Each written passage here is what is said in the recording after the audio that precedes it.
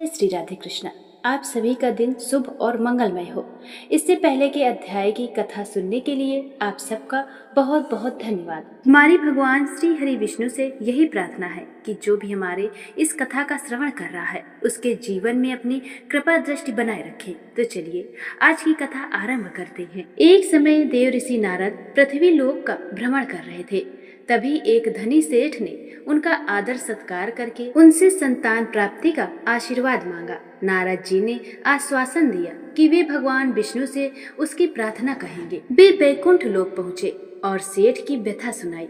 तब भगवान ने कहा कि उसके भाग्य में संतान सुख नहीं है। कुछ समय बाद नारद जी को अपने तप और भक्ति पर गर्व हो गया।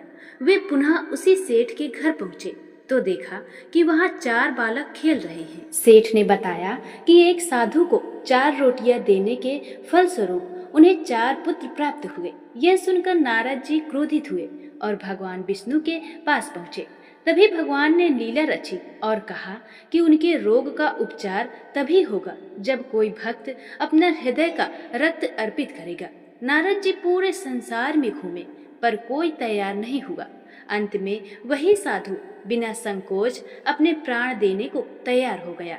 तभी भगवान प्रकट हुए और बोले, जो मेरे लिए प्राण त्याग सकता है वह किसी को संतान भी दे सकता है। तब नारद जी का अहंकार टूट गया और उन्होंने क्षमा मांगी। इस कथा से यह शिक्षा मिलती है कि सच्ची भक्ति अहंकार रहित और पूर्ण समर्पण वाली होती है। देव ऋषि नारद ब्रह्मा जी के मानस पुत्र हैं और भगवान विष्णु के अनन्य भक्त हैं। वे लोक कल्याण के लिए सदैव प्रयत्नशील रहते हैं।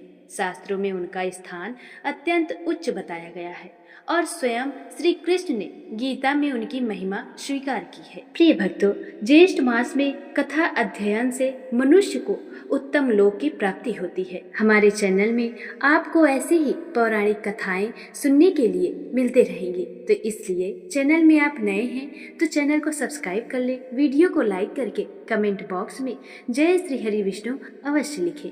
इस प्रकार यह ज्येष्ठ मास का 3रा अध्याय हमें भक्ति, विनम्रता और श्री हरि विष्णु की उपासना का महत्व सिखाता है। प्रेम से बोलिए जय श्री हरि विष्णु। राधे राधे।